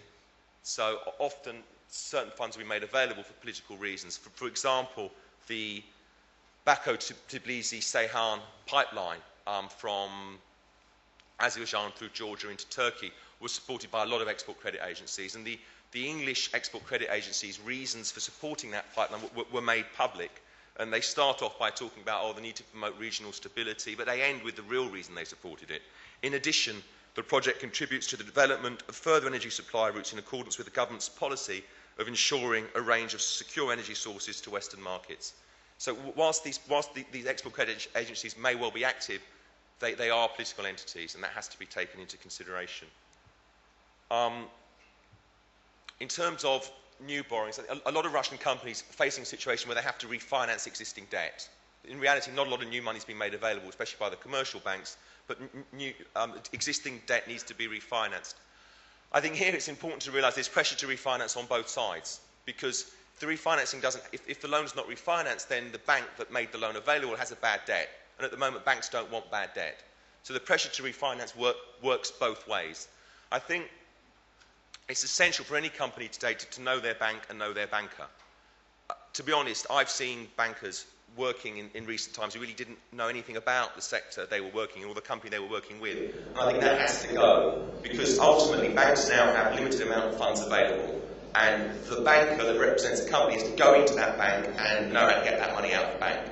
He needs to present the case, he needs to understand the business, he needs to have the right contacts internally. And I've seen myself how a clever banker that understands his own institution can deliver where somebody else cannot. I think also we have to be realistic. I think funds will be made available on a short-term basis.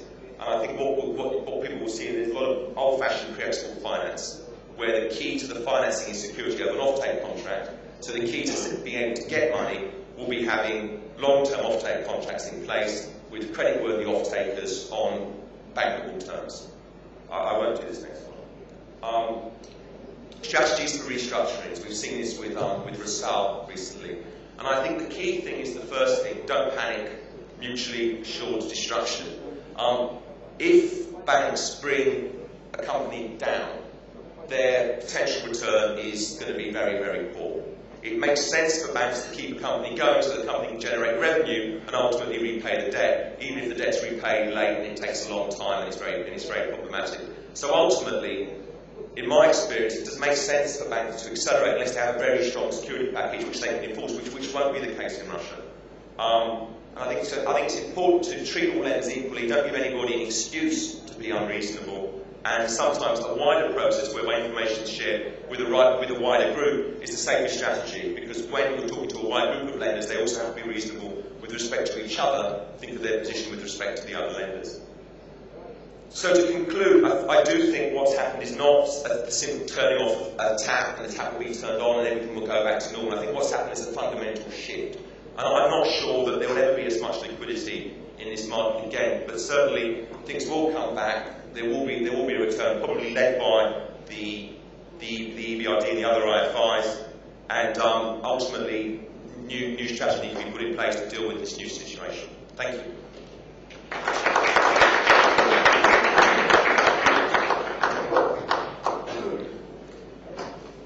Okay, so next up, a little bit of change in the order in the program. Tatiana Mitrova, she's director of the Center for International Energy Market Studies. The Center performs quantitative and qualitative analysis of the world and regional energy markets, focus on Russian energy import and export policy, and provide analysis and monthly reports to the Russian Energy Ministry. I'd like Thank you very much. I will be speaking Russian. I will be the first to speak Russian at this conference. First of all, let me thank the organizers for having arranged this conference, for the invitation to me to speak, and I would like also to thank the previous speakers for their wonderful presentation. It was very interesting to me to look into this study which was presented here, and also to look in detail, in depth, into the scenarios. You have printed handouts where the scenarios were described in much more detail. Both the approaches to modeling and the scenarios that were analyzed, and most surprisingly, the findings, all these are very close to the findings which we had in our research, and our research was very close in terms of objective and methodology. Ours dated back 2007, so it was a real pleasure to me just to compare how it all looks.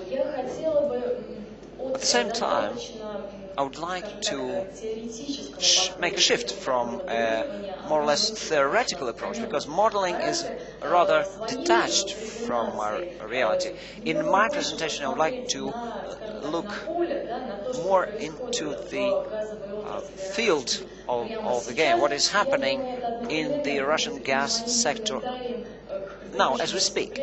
And this will be also my comment to the previous presentation about the availability of financial resources and how this affects the whole of the Russian oil and gas sector.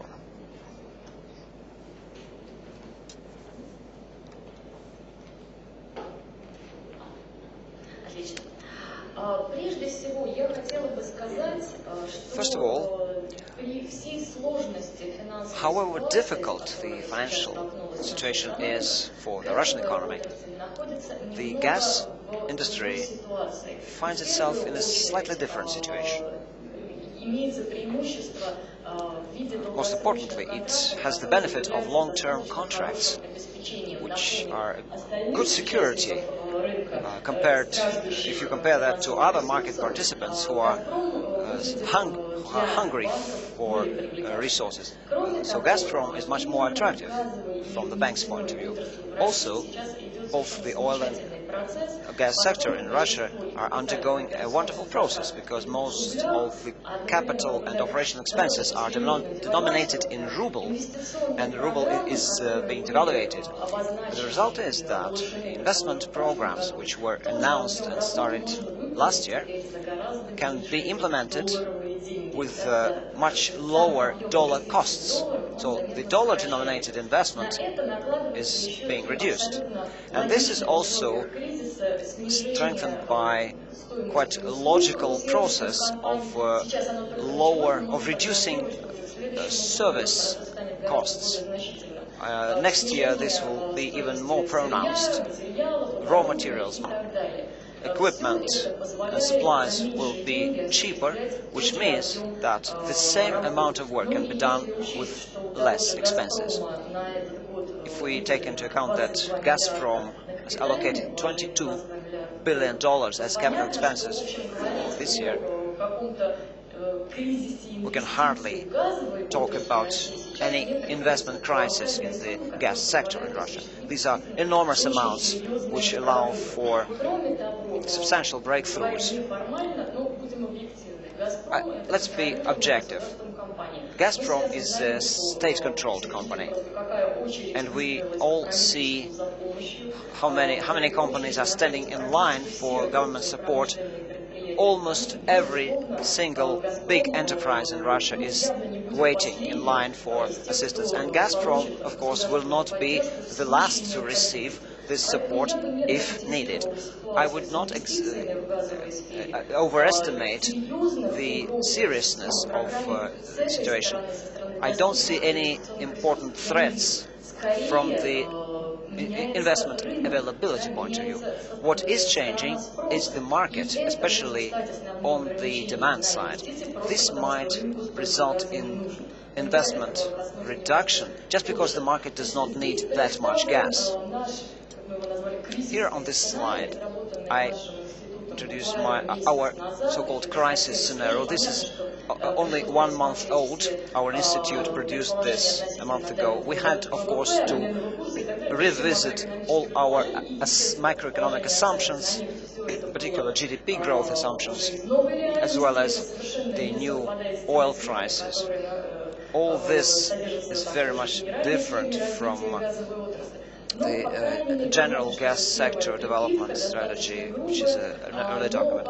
Well, these estimates of ours are very rough, but at least they are internally consistent, and they show those gas production volumes which are secured by Gazprom and other manufacturers' capabilities in terms of generating cash flow and ensuring financial stability. Russia is rich in resources. The big question is whether the companies will be able to develop them with lower oil prices. This was based on the assumption of the oil price of $40 for the whole year. This is a very rough and pessimistic scenario. If we look more closely at the source regions, first of all, we must mention Mandimpur-Taz region. It has been mentioned as a declining production region. It used to be important in the Soviet economy, but nevertheless it accounts for 85% of gas production in Russia. And until 2011, it will grow, it will increase production, and only then there will be an irreversible decline, but it will decline to the 2007 level only by 2015. So it's quite a high initial position. And they also have substantial flexibility reserve because they can rehabilitate some fields, and there are also some satellite fields, because the Soviet approach was to target the largest fields and the marginals were ignored. One example is Achim gas, where they drill for deep layers of old fields. This is a very interesting option. In addition to that, and also in close proximity to existing and operating facilities, there is Ob and Taz Bay and Bolshakhetskaya depression.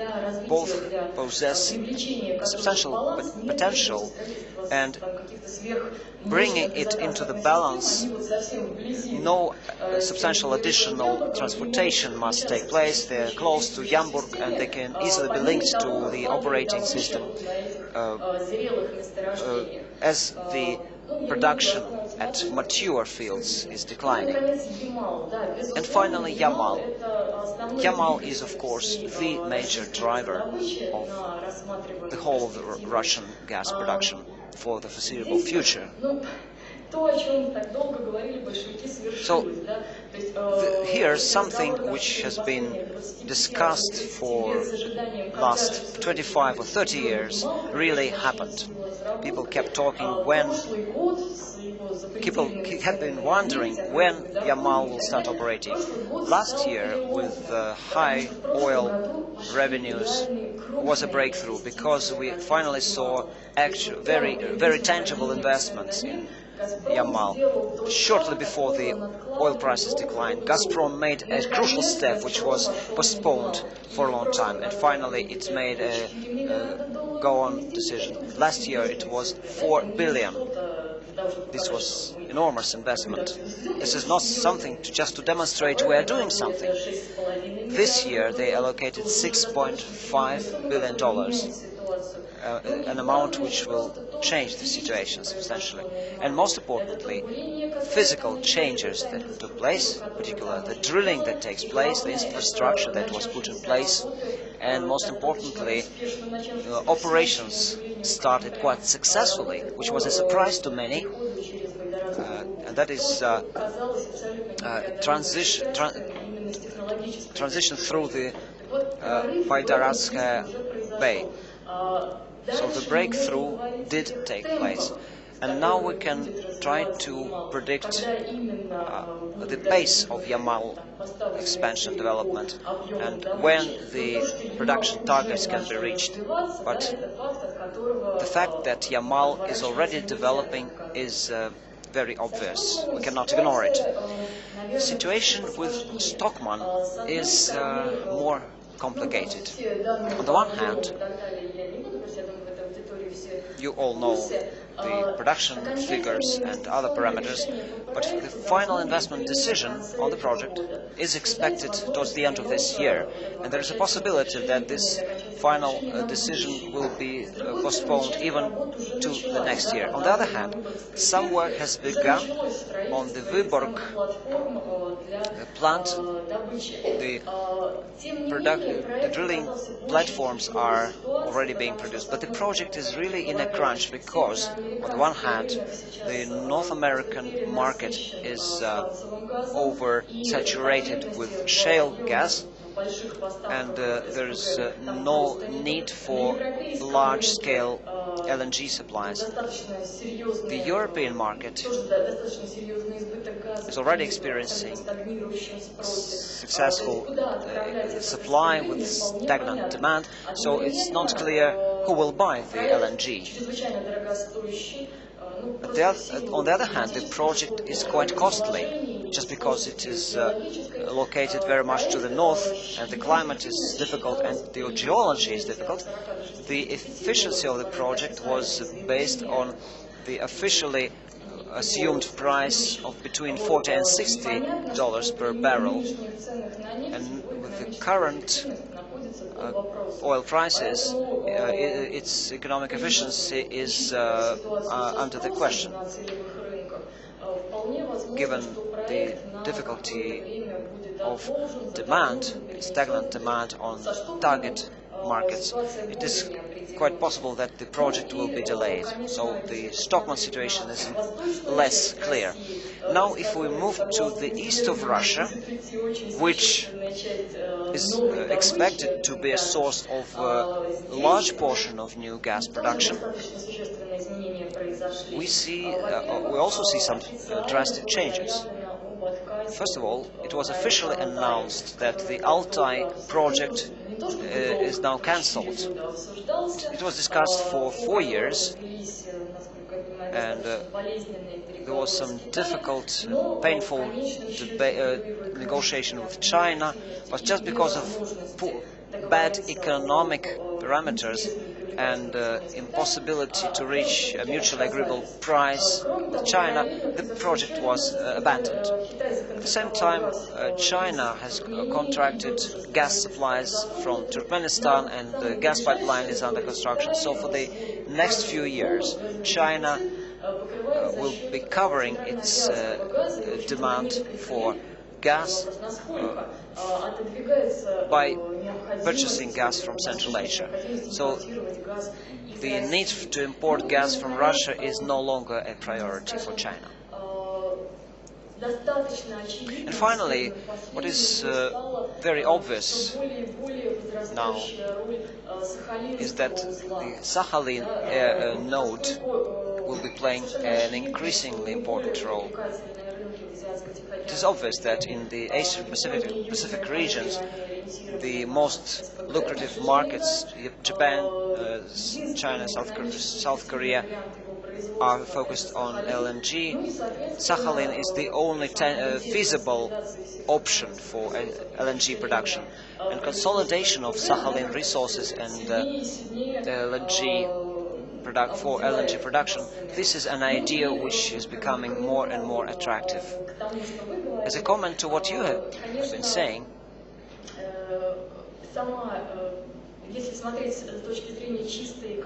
if we look at this from the purely economic point of view, the estimates which show enormous exports to China in this scenario are based on the gas price assumption which is 30 to 40% higher than European or Japanese prices. Under these conditions, gas would, of course, flow to China. But what we see in reality is quite different.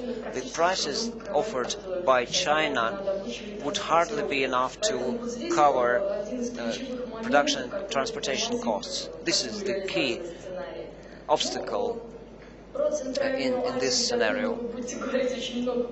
Central Asia will be focus of afternoon discussion. Let me just say that over the next few months, Russia has strengthened its position in the region. It happens so that Lukoil will be producing an additional 15 billion cubic meters of gas there in the next couple of years, which will, of course, increase exports to Russia. At the same time, Gazprom signed a memorandum of intent, which is not a contract, of course, but nevertheless it's a claim to be a leader in southern Alatau development. Gazprom is interested in developing this field, and agreement has been reached. And this is an important change in the balance, and at least it demonstrates that Russia is serious about being present in the region. On the demand side, the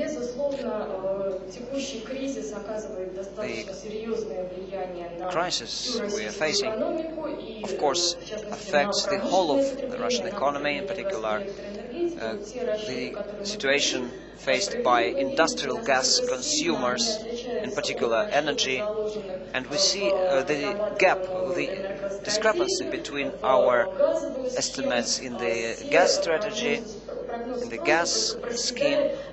All the forecasts are now lower, so we will reach the same levels but 5 or 10 years later than anticipated. This means that the gas industry is now no longer under the pressure of expected shortage of gas, something which was discussed very much and warned about. On the other hand, domestic demand is now sagging. On the international market, the situation faced by Russia is difficult. European forecasts of demand are being downwardly adjusted year after year. Actual consumption is always below forecasts, and the very recent European Commission forecast is even negative growth. Negative, that is, it is lower than before. Under the liberalization, the market is even more complicated. And what Russia can do on this market is just to maintain its market share, not hoping to increase it. But I must mention that it is all in relative terms. If you remember, in 2002, Russia exported 128 billion cubic meters. Now it's 150 billion cubic meters. So we really advanced on the market. So in absolute terms, it's been taken for granted. But in the recent years, Russia really advanced as a supplier to the European market. Other markets may be difficult. China is difficult and things are postponed. Japan and South Korea will focus on LNG. Atlantic LNG is an oversaturated market with very unclear prospects.